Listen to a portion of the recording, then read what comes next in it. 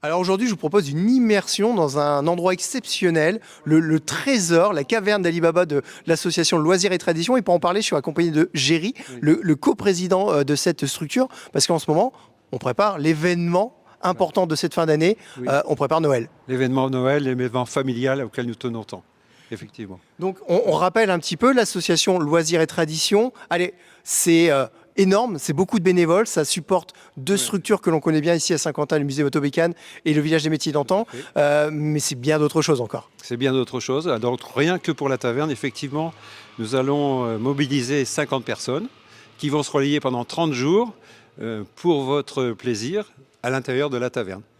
Donc, mais avant d'arriver à ce plaisir de déguster la fameuse soupe à cailloux et de passer un bon moment en famille, entre amis, il y a de la préparation et c'est là que ça démarre. Là, derrière nous, il y a les bénévoles et il y a, on va dire, la future déco qui n'attend qu'une seule chose, c'est de prendre place là-bas à la taverne. Tout à fait. Donc Didier, que vous avez vu tout à l'heure et qui est le maître des lieux, prépare les palettes. Mes copains Gérard, Jean-Claude, Bernard, qui sont derrière moi, amènent les palettes ici au bord du quai. Nous descendons les palettes grâce à des moyens adaptés et nous les transportons grâce à notre fourgon et notre remorque sur la place de l'hôtel de ville. Et l'installation de la taverne va durer approximativement 8 jours. Donc, en fait, c'est toute une organisation et des moyens quand même humains qui sont mis en œuvre parce que là, on le rappelle, on est à un étage, donc il faut descendre tout ça. Oui. Faut aller, c'est pas très loin, mais il faut aller jusqu'au centre-ville, il faut décharger et tout installer. Hein. Oui. Donc vous êtes à l'étage numéro 2 du bâtiment de Loisirs Traditions dans lequel il y a musée Motobécane et village des métiers d'antan. Et donc nous avons effectivement besoin déjà de beaucoup de main-d'œuvre pour préparer, faire la maintenance des objets que nous descendons. Comme vous l'avez vu, tout n'est pas parfait, donc on s'en aperçoit au fil du temps. Et ensuite réinstaller ces objets et les décorer à nouveau parce que chaque année, évidemment, le thème change. Alors justement, ça, on en parlera quand on sera arrivé sur place pour une autre séquence. Donc là, ce que j'aimerais, ça serait montrer à nos amis téléspectateurs. Bah voilà, en fait, ça, c'est la popote, c'est la cuisine. C'est là où on va préparer toutes les choses qu'on va pouvoir déguster. Oui, tout à fait. Alors là, effectivement, il y a les objets d'aujourd'hui. Donc, il y a les plaques chauffantes, il y a toutes sortes, il y a des louches. Il y a aussi des objets de décoration. Là, je vois une cocotte minute de 1950. Je pense que ma grand-mère s'en servait. Et puis, il y a plein d'objets, effectivement, qui vont nous servir à faire le pain perdu, la soupe à cailloux, le chocolat chaud, le vin chaud et le pomme-tel. Le pomme-tel. Oui, le pomme-tel, c'est notre innovation de 2023, pardon.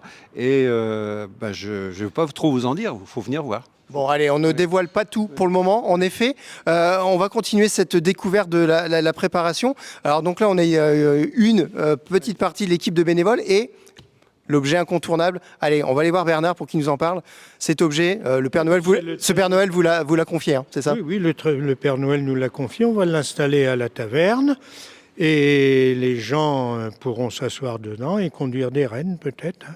Peut-être, moi je dis allez, sûrement, parce que c'est la magie de Noël et Voilà. bien évidemment ce traîneau va nous emmener bien loin. Bien loin, là-bas, au pays du Père Noël. Alors, pour vous, j'imagine, Géry nous le disait il y a quelques instants, cette taverne, c'est plein de vieux objets. Pour vous, c'est l'occasion aussi de replonger Rappeler évidemment notre enfance. Hein. avec émotion. Ah, beaucoup, beaucoup, beaucoup. Dans tout le musée, hein, que ce soit tout ce qui est cycle, mobilette, objets, jouets, etc. École. Oui, parce qu'il faut le dire, hein, vous êtes le maître d'école hein, quand on vient ici au village des métiers d'antan. On vous laisse le mettre en place pour pouvoir le descendre. On va continuer très rapidement, hein, messieurs, on vous surveille. On va continuer très rapidement avec Géry de regarder la nouveauté. Alors la nouveauté, cette année, attention, il y a un traîneau qui passe devant nous, c'est un manège, mais alors un manège particulier, attention, hop, passage de traîneau, c'est un manège à nounours. Voilà, c'est le manège de nounours. Pour ceux qui ont connu à la télévision, Nicolas Pimprenel. Le marchand de sable. Et voilà. Vous avez effectivement la grandeur nature, qui est un manège qui va être actionné par les enfants lorsqu'ils viendront à la taverne. Bon bah voilà, on est déjà un petit peu dans la magie de Noël. On va suivre un peu l'équipe qui est en train de descendre le matériel et on se retrouve dehors pour continuer à en parler. D'accord.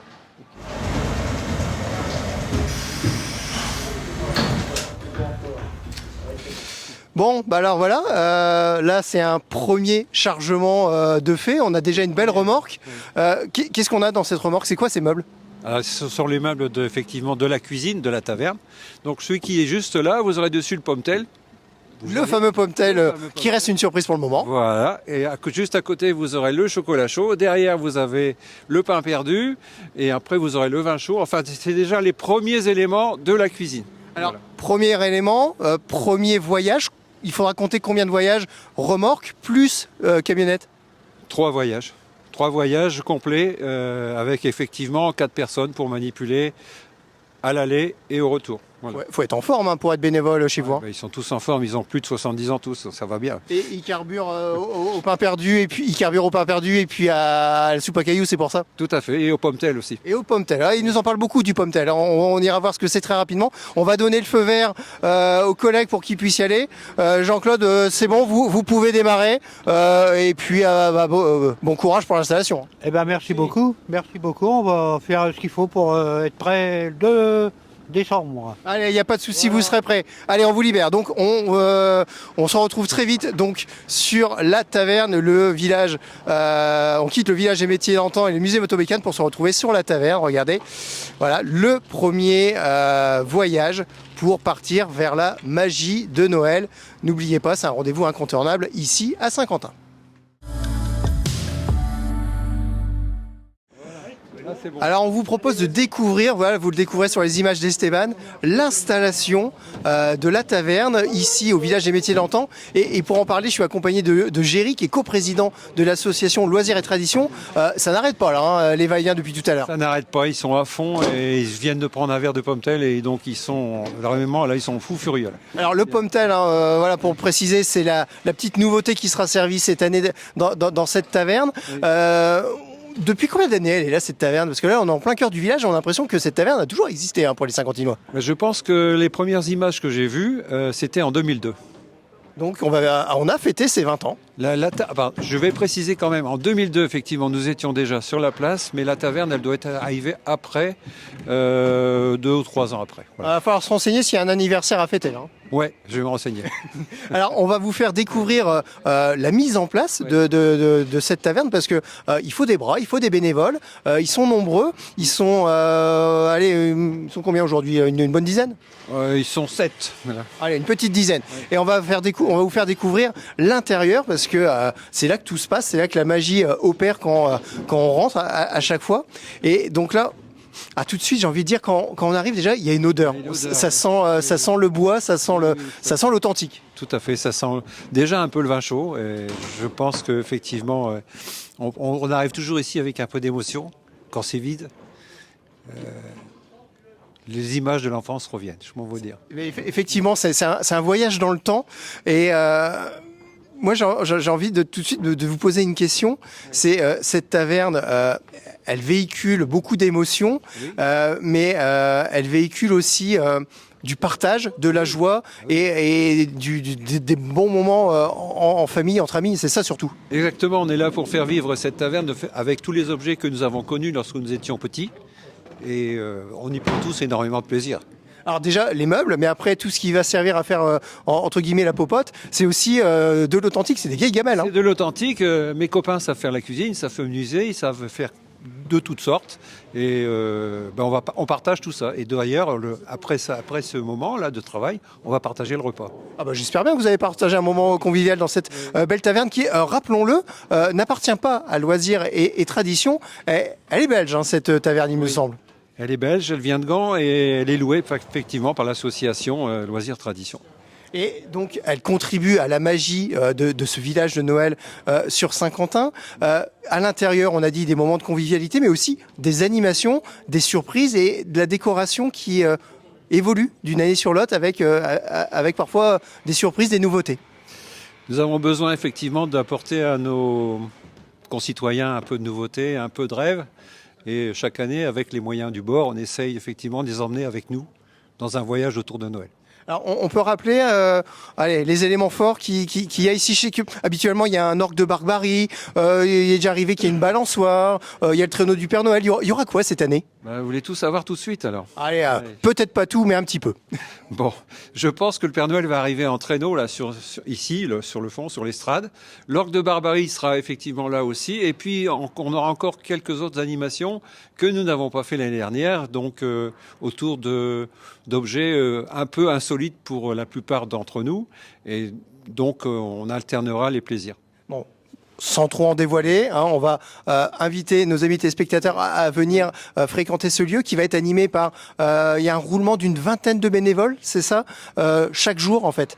Alors, Valérie, qui est effectivement au village du métier d'antan et qui est notre chargée de mission, elle a recruté à l'intérieur de notre équipe 50 personnes qui vont se relayer pendant 30 jours pour faire vivre cette taverne. Et pour faire vivre la taverne, nous avons évalué, toujours en prenant une marge de sécurité, qu'il faut 20 personnes présentes.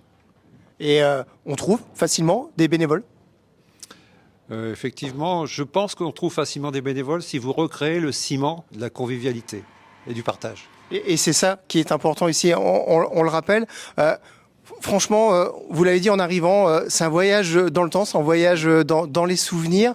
Ce village de Noël, c'est un petit peu une déclinaison du village des métiers d'antan pour vous? Oui, c'est la suite logique du village des métiers d'antan. Là-bas, vous rencontrez effectivement les métiers que les gens ont pratiqués depuis le début du XXe jusque dans les années 60. Ici, vous voyez effectivement comment ils s'amusaient. Parce que là, ce barnum, enfin cette taverne, elle est effectivement une ancienne piste de danse. Vous avez les loges sur les côtés.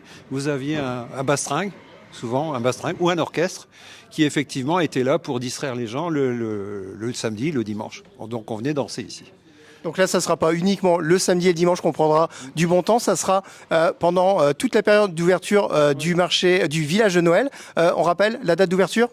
La date d'ouverture, c'est le 2 et c'est tous les après-midi. Voilà, c'est noté. On vous invite donc à venir rejoindre l'équipe de bénévoles, venir goûter la soupe à cailloux, le chocolat et le pomme-tel.